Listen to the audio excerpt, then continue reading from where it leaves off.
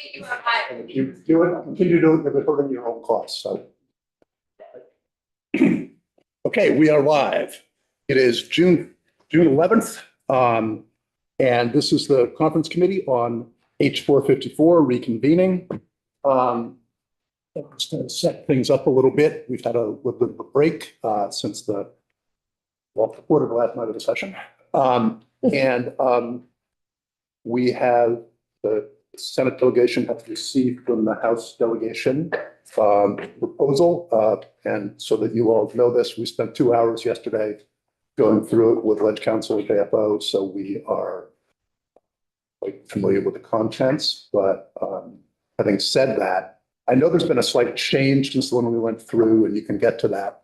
But also, if you would, for us, maybe just highlight the things that you think are particularly important that are different than what we left with, whatever night that was.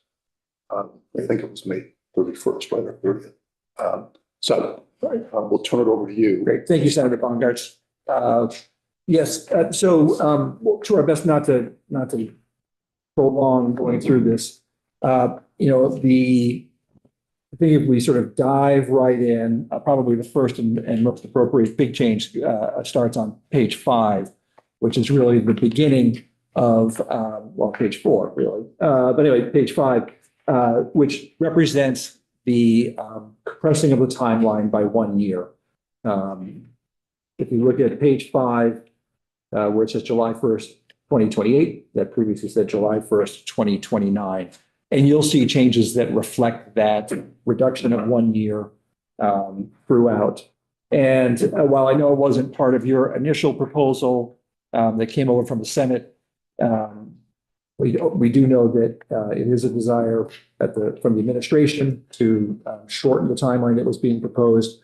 We felt going any shorter than that really created difficulties in achieving all the things that need to be achieved just from a government operations point of view of holding elections, drawing wards, all of those things that would go into it. We move on to just the role of the Commission on the Future of Public Education.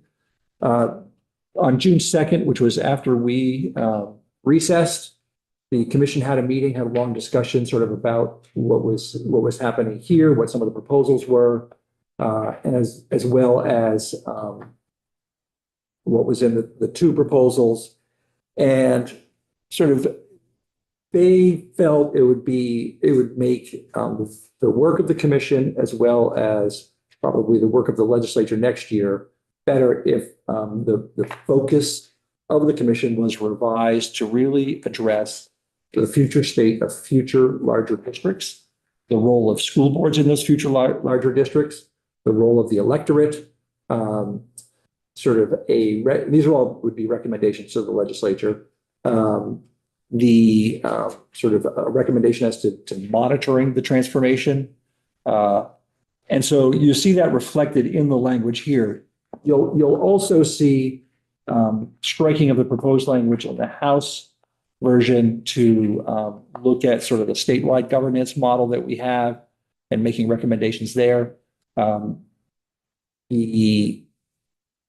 current proposal, includes resourcing the State Board of Education at a high level so they can start actually doing the review of what it is they do, making recommendations for what they should do. And the AOE is continuing its work. And so to have a third entity sort of being involved in that might confuse things. This was also a desire from the administration to remove that section precisely for those reasons, just because there's a lot of work going on at both the State Board and at the AOE, and then to bring in the commission at the same time would make things a little bit confusing. So I also met with the chair and vice chair of the commission to go over some of that. And so you see this reflected here. It does include the language in our original proposal of whether there should be a process. Again, these are recommendations from the commission, whether there should be a process for a community served by an elementary school to have a voice in decisions regarding school closures. But really, the rest of it are recommendations that came from the commission itself. I think it revises what was already a focus of the language that we had in terms of talking about how do you maintain, having the commission look at how do you maintain that community connection as we move to larger districts. So that's really one of the big changes you see in the role of the commission. If we go to page 19, you'll see that slight change that you commented on earlier. This was just a miss on my part, not seeing that just a couple of words weren't in the proposal that we sent over to you. Look at number 1, blue. And this is to emphasize that the district boundary task force, as they go about their work, that we do talk about an average daily membership of not fewer than approximately 4,000, and really to the extent that that's practical. So we certainly know that to create a district of 4,000 students in an area that's vast and wide and only has 800 students is not practical. Much of the rest we've all seen previously. Page 20, there's a lot of blue there, but that's really language you've seen previously, mostly combining our two lists of what is to be considered by the district boundary task force.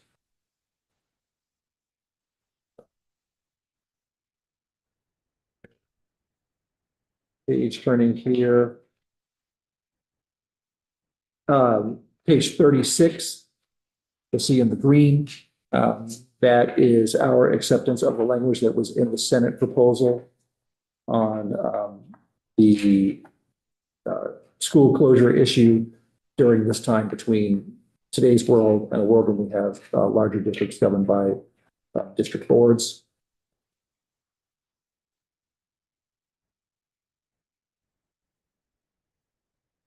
I think if you get to page 45, this really talks about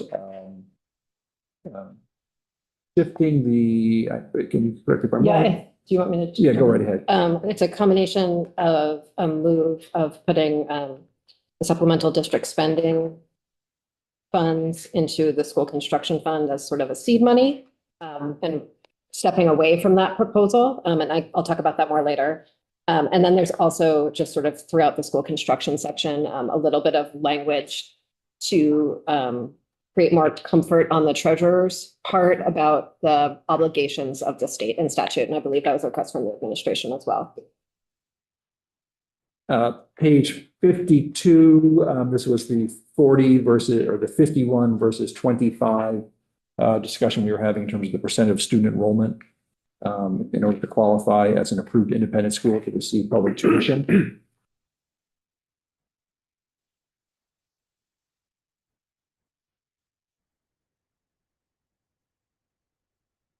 Not sure, I think you've probably seen a lot of this already.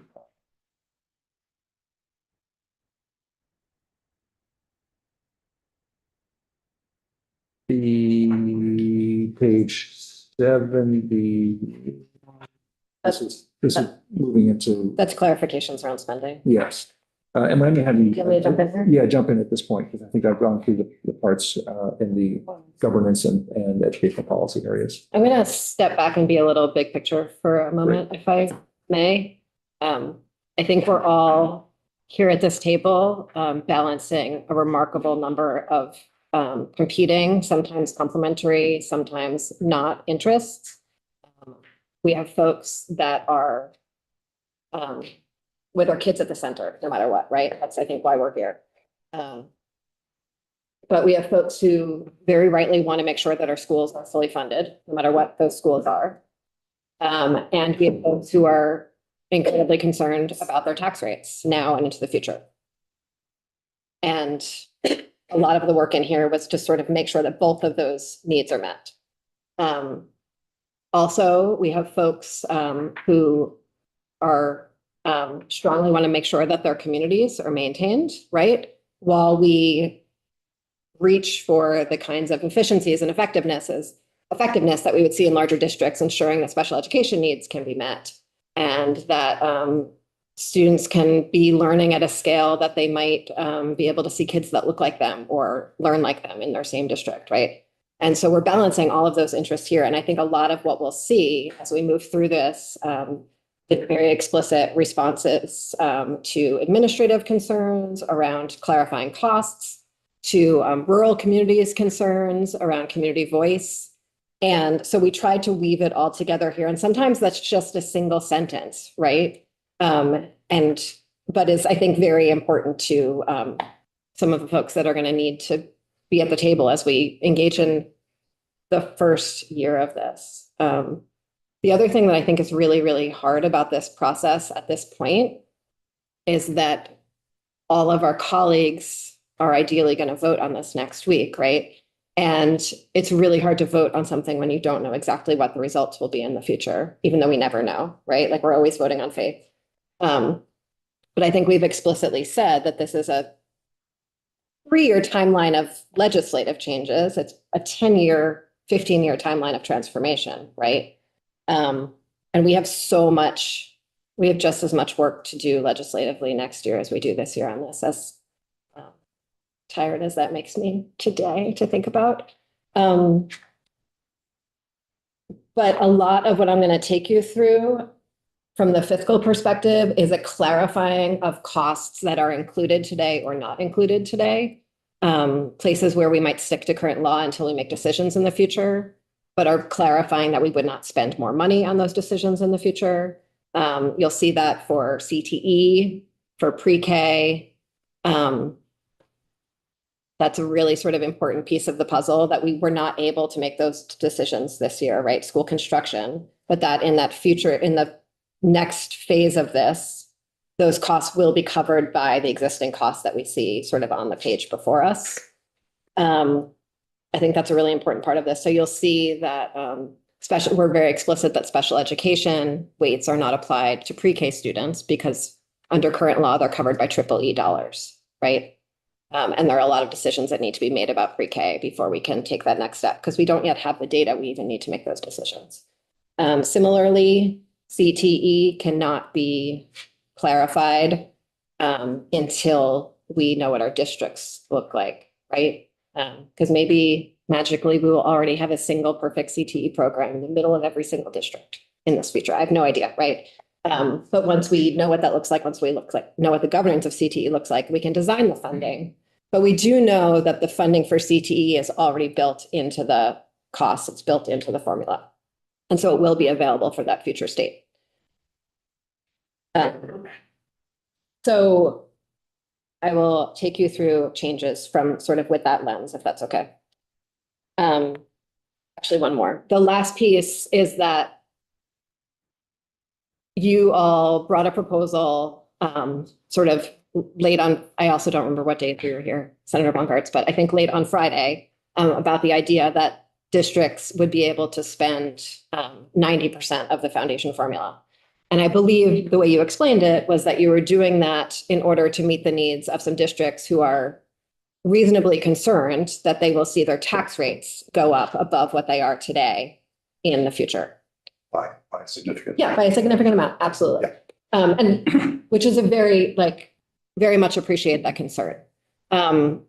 In doing some more analysis of it last week, if we use Barry as an example, I'm concerned that the proposal that you brought forward won't meet the needs of Barry, because Barry will be in the context of a much larger school district. Likely the voters in the towns adjoining Barry would not vote to spend less. And so if the solution that we put forward to solve the problem of the voters of Barry, taxpayers of Barry, the students of Barry, doesn't actually work because that district as a whole would vote to spend 100%, then we haven't put in the tax mitigation mechanisms we need.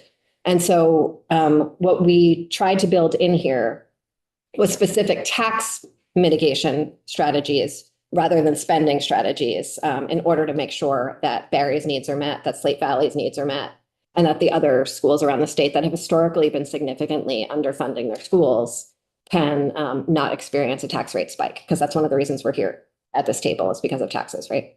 So I'll take you through sort of the pieces that are that too. But I did all of that preface because none of the pieces that address any of those things are like a 3-page proposal in here. They're all like a sentence here and a sentence here and a sentence here because of the nature of the way it's structured. So on page 70, the defining child with a disability is about is about being clear that special education costs are covered by EEE before a child is in kindergarten.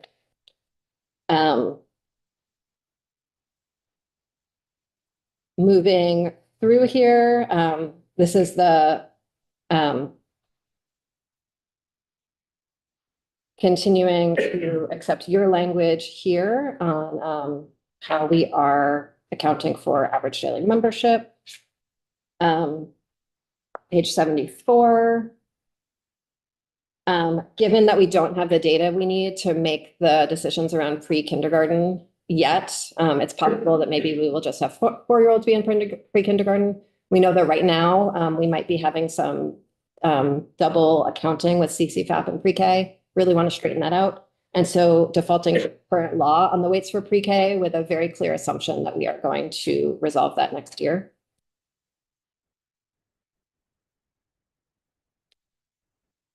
And I want to be clear, that's not a proposal, it's just a default to current law. On page 77, in response to folks who I think that are concerned that too many experts might be making decisions for the rest of us, ensuring that any future analysis of foundation formulas has the advice and consultation of professional judgment panels. And to be clear, professional judgment panels are sort of a term of art in the ed finance world. It's not just a description of some humans sitting at a table. On page 80, clarifying to follow, agreeing with your language here around both sparse and small schools should be sparse and small by necessity. And that by necessity is something that's going to be decided by the Board of Ed. And thankfully, we do not need to decide that here at this table. On page 89, this is repealing some categorical aid that was built into the earlier system of weights in current law that is not necessary in the future, because in both cases, the English learner grants, those were designed just for very, very small districts that would only have 1 or 2 English learning students. And so the weights would not be enough capacity for them. But we will have larger districts, and so that will not be necessary. And similarly, the merger support for merged districts, we're going to have completely different districts in this future state than the merged districts that this applied to. And so this is really like attempts to clean up the ed fund spending, ed fund outlook in order to make sure we're very clear on what the costs might be in the future to the greatest extent necessary. Page 89. Any funds in the from the supplemental district spending that will come in, we originally had to seed a school construction fund. We frankly never thought that was going to fund school construction. It was just a important yet gestural nod to the fact that we will need to find school construction funding in the future. And so given the real need for an emphasis on lowering property tax rates across the board, we moved that towards it'll just go to the bottom line the way any surplus in the ed fund would, to be applied to future tax rates to lower them across the board. We, however, are not able to calculate how much that might be because we don't know who will choose to do the supplemental district spending. On page 91, continuing updates on possibly doing special education weighting based on moving from disability categories to the provision of services, in sort of preliminary analysis, the literature across the field. It seems like those costs usually come in fairly similarly, but we want to see that in the case of Vermont. And also continuing to study whether or not it costs more to educate a secondary student than an elementary student. The last round of analysis said no, it wasn't. And so that's why that's in this bill. But it's possible as the system changes and gets more efficient and effective, it might, in which case we should reinstate that weight. Moving on, we had to change the dates for the education opportunity payment transition because we changed the dates in the overall bill.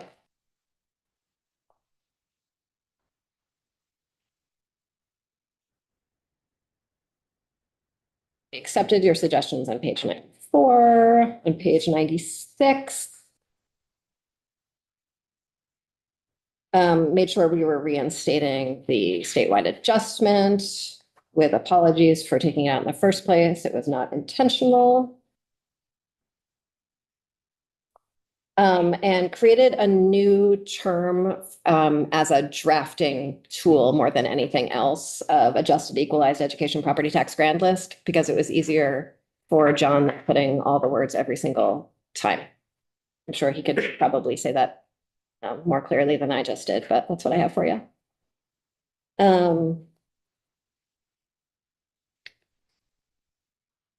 Applying the statewide adjustment for the supplemental district spending. Using the adjusted grand list for that. And then in response to folks' concerns about how the supplemental district spending both will have a possibility of increasing tax rates for people, right? Increasing spending, and a concern about how the supplemental district spending could really increase inequity from district to district, right? And knowing that it's important for the transition as districts merge and figure out how to spend more efficiently and effectively. At the first year that we are at the full foundation formula, right? Because we are adjusting sort of an arc upwards and downwards on that. We would then start to titrate that supplemental district spending allowable percent downwards from 10% to 5%. We also accepted your recommendation that that's based on ADM, not weighted ADM.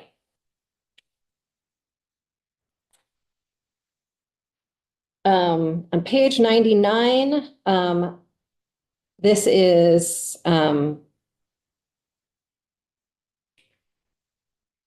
at the first piece about forecasted non-property tax revenues. That is, as I said, about having the supplemental district spending be applied to the bottom line and making sure that we figure that out. And then this is a very soft suggestion in the middle of page 99. I believe Senator Beck, you are the one maybe who flagged the fact that we did not have a default tax rate in statute, which is a terribly dangerous thing to have. And this is my very soft recommendation about what to do about it. If anyone has a better idea, wide open. Did discuss not having a default tax rate at all, and maybe that would be scary enough, but That would be scary. given all the things that can go wrong, it felt like maybe not. And so set this at a rate that it would be a real penalty to the legislature and to Vermonters, and a real motivation to set a tax rate. Hoping that that never comes to pass, but I do know that last year it was quite motivating, the default rate. Page 100, took your recommendations. Page 101, that was essentially sort of corrections. Through page 105. 106. And then on page 107,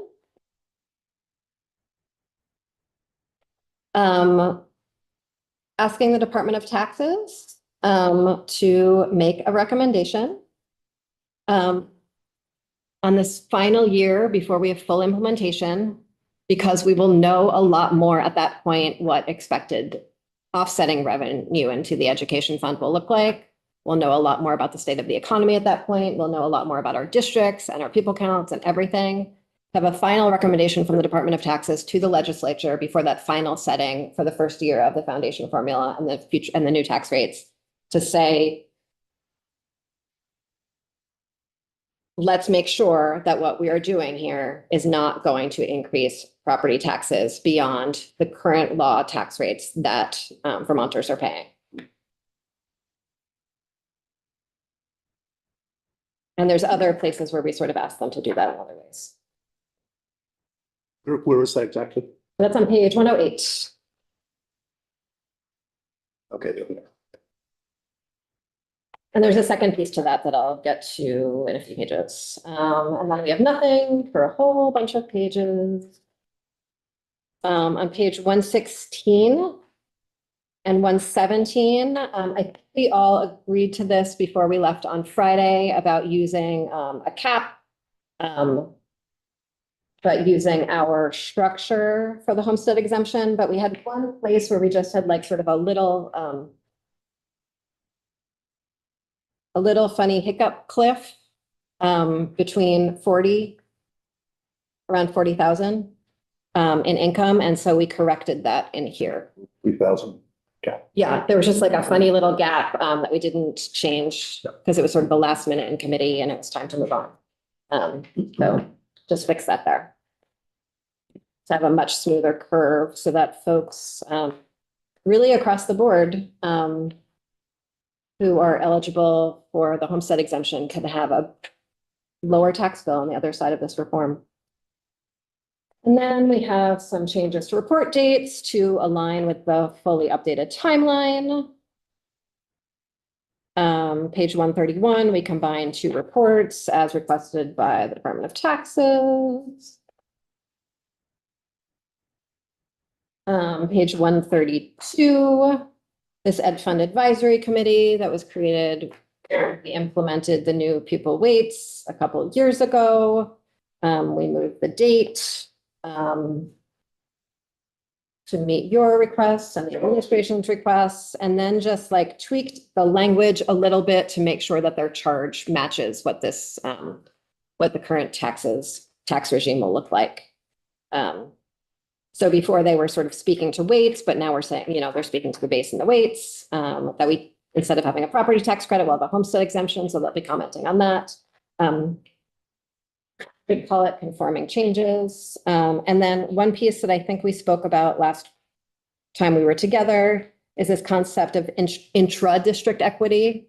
So within a district, is every school in the district getting what it is? That's a really important piece of this next stage.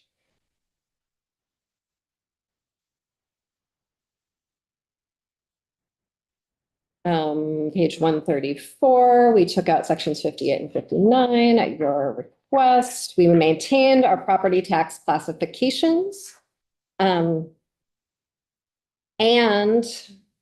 in order to, I think one of the concerns with the idea of a second home tax is that it will become the release lever for everything. And that will be where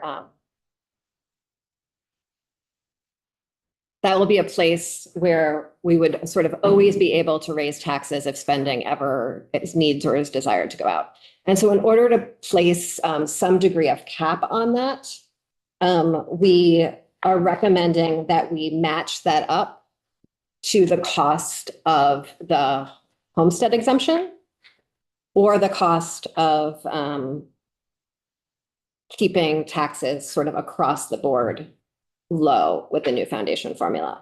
The idea of matching up to the homestead exemption, I thought would please you, Senator Beck, to some degree, given that the homestead exemption being covered from everyone's taxes, I think has been a continued area of debate for us. And then sort of the broader question of just keeping property taxes low in this new system is where we were addressing on. So what way is it, just to make sure I understand it, Yeah. what way is it hooked up to? It's that the tax department for the first year of these new rates will essentially, once they have the data that they will receive from after they create the new forms, distribute the new forms, folks are declaring the new classifications when they file their taxes. The tax commissioner will make a recommendation around how those tax rates should be set, how the multiplier should be set in order to fulfill that goal. So the same way in, say, the December 1st letter, we have a recommendation about what the homestead and the non-homestead could be in order to meet the needs of the education fund, we would have a recommendation on how to set that tax rate in order to accomplish that purpose. It's very challenging, as I'm sure you're all aware, to make promises about something that's a few years from now, while still offering strong assurances of intent. And so that's what the goal is here. If you have stronger language, we are quite happy to hear it. And then the regional assessment district language. Just. Oh, yeah, no, I'm sorry. Go ahead. Absolutely, yeah. So we're trying to. Yeah. How do we keep, you've sort of suggested that somehow it doesn't just become a cash cow to fund additional spending. How does that actually happen? Okay. I get the factors of recommendation. Yeah. But okay, then what? So the foundation formula in and of itself is a really, really important step in cost containment. And I would say cost stabilization more than anything else. So once we move to a foundation formula, we will not see the same year over year spikes. It will follow sort of a steady, consistent trajectory of standard inflation with appropriate inflationary measures. As long as, some of the other work from the Agency of Education, the bill happens, that should be true. And so the real sort of fiscal sticking point in all of this is that first year of the foundation formula, because after that, we know that we have created stability in spending. And so that first year of the foundation formula, as the districts who have been historically underspending or underfunding their schools and having very low tax rates as a result of that, in order to make sure that they can bridge the gap and their tax rates won't go up. And so all Vermonters' tax rates could be at that same low level, their homestead tax rates. The tax department will recommend that this tax on second homes be set to essentially cover the difference between what might need to be raised at that moment and what the tax rate, that lowest tax rate is in current law in the year that it's being set. That's one option that would be available to the legislature. The second option that would be available to the legislature, which frankly would have the exact same impact on tax rates, and it's just a different way to think about it, is that it would cover the cost of the homestead exemption explicitly, which the homestead exemption, the same way as the property tax credit in current law, is covered by the rest of the education fund. And so even people getting the homestead exemption, folks getting the property tax credit, they're paying for it too, because it brings all the tax rates up to cover it. This would cover it explicitly, and in doing so, bring all homestead tax rates across the board down. We would still, of course, need to act to set those tax rates as recommended, but it eases the policy discussion on that significantly. Also, I think it's important to say that there are, given that this is sort of the end of edits, everything else we're sort of agreeing with you and is conforming changes.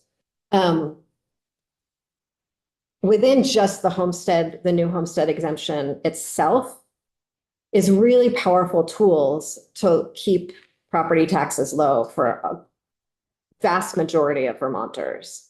And so if we look at the case of, say, Barry or Slate Valley, the homestead exemption in and of itself, I think, solves the problem of concern around higher tax rates. But that might not be true in every single town throughout the state. And we don't know which towns will join which districts, and so how everything will play out. So really wanted to add sort of this second mechanism as we're entering this new period of very stable taxes, because we'll have very stable spending. That's also why we added those other pieces around clarification of where the ed fund, the other items in the ed fund outside of the base and weights can be stabilized as well. And so I think that is our proposal. Thanks for your patience while I talked. Just regarding that construct, do you have any modeling or anything that We could maybe look at some modeling. I think what's really hard about this for all of us and has been up until this point is that we're modeling things that are happening many years out, and the number of assumptions that we have to build into that around sort of current law, I think can be challenging in terms of the implications that people take from them. But yes, we can figure out a way to show you all that. It's certainly not imaginary, like we've been working spreadsheets. One of the issues that the governor has talked about is wanting to make sure that we're not spending more money than we are today going forward. And does what you put in front of us achieve that? I believe it achieves that. And again, there's a lot of sort of outstanding questions before us. And so I think it's going to be a question about us also having the fiscal discipline with the issues that still need to be decided next year to make sure that it's covered within the existing system. But yes, 100%. And I think the other piece that is also implicit, not explicit in the bill, because it's more something to say than something to put in legislative language, is that the way that the foundation formula is calculated is it's always calculating what the most efficient and effective way to spend those dollars towards outcomes are. And so as the system becomes more efficient and effective, as we have the new districts, as special education happens in a more effective way with the support of the Agency of Education, all the changes that are sort of contemplated from a policy perspective in the bill, as those are implemented and the weights and the base are recalibrated regularly, those should come down because they're always at sort of the edge of efficient and effective. That's how the math works in the statistical analysis. And so in the future, it will be inflation adjusted, but as it's recalibrated and required to be recalibrated in the bill, and the system can deliver the same results for less, the foundation formula should likely recalculate to as cost-effective a system as possible while delivering the services that Vermonters and our children need. So that's a factor of combination of district size and efficiencies and all the things that work. Yeah. There's also, some of the weights are applied differently depending on how districts are constructed. And we put language in to make sure that the group looking at new district configurations is taking cost into account as well as they design those districts. So one of the, when we left, one of the letter from the speaker, the governor pro tem, and trying to achieve what we need to achieve in order for this to kind of work its way through the legislature is through bipartisan support. And I guess I'm curious about what you think is bringing us within this proposal, brings us closer to being able to get a significant portion of Democrats and Republicans and progressives sides to yes on this. You have progressives too. What was that? You have progressives too. So we're as we went through it yesterday, kind of asked that question: how does this actually help us get closer to being able to bring enough people from each party, both parties, on board? And wondering how you were thinking about that as you did this, and what you think gets us there with this. As I say all the time, when it comes to education policy, especially big education policy, it's almost not really about political party, as it's more about where you're from and what the system that your district may or may not have. And so, we have as sort of much sort of division along those lines as you do politically. And I think we've really put in here, while keeping our eye on the prize, which is a more efficient system that stabilizes funding, has a predictable funding system, but really also keeps students at the center, but also keeps taxpayers in mind. you'll see throughout this sort of nods to various things. So, we had groups of rural areas bring forward a number of concerns that we have tried to address in here. We have, the big concern about tax rates in areas that will be better funded than they were previously. The homestead exemption, really is probably the best buffer for that, as opposed to a vote, since a vote can go up or down.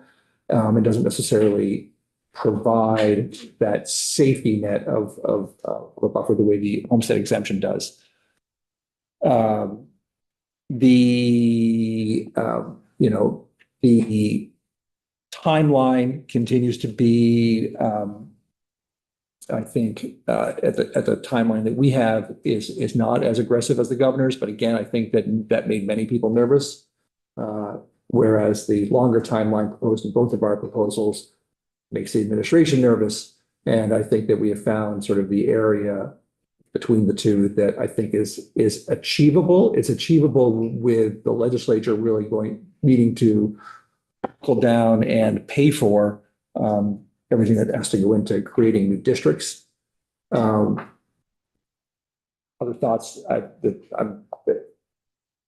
think that's exactly what I was thinking, with the incorporation of some of the issues that were maybe surrounding the rural districts, trying to get some of that language in there, and making it a little bit more clear on the spending aspect of the foundation formula, making sure it's not spending more than we currently are. I think it's going to obviously help a lot in bringing people to. So much of it is intent, because we can't sort of bind a future legislature, but I think that we have the commission sort of revised goal and work in mind. I think goes to address both sort of concerns about keeping community and larger districts connected.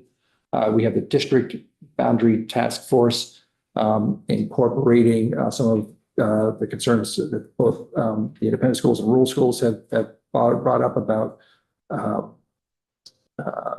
making sure that supervisory unions are part of the conversation. The professional judgment panels were important, I think, for rural communities.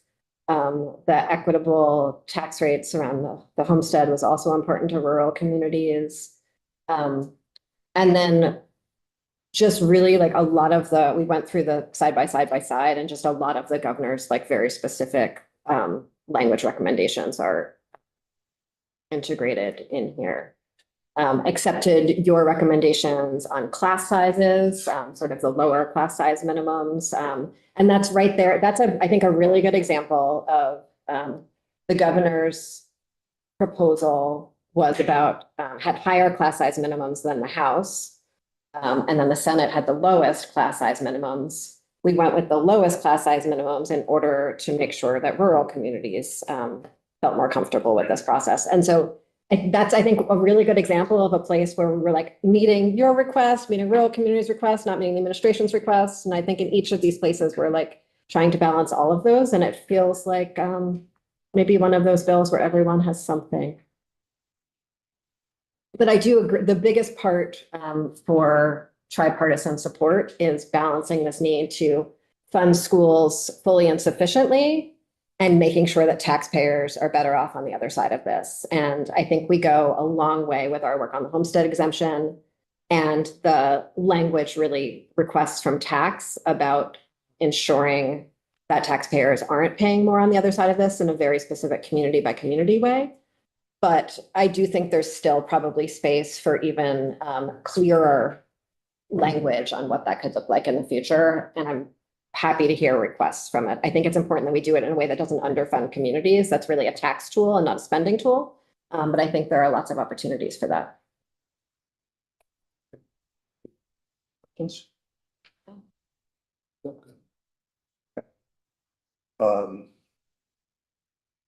Well, I think then we should take a break. And I think 1 o'clock makes sense.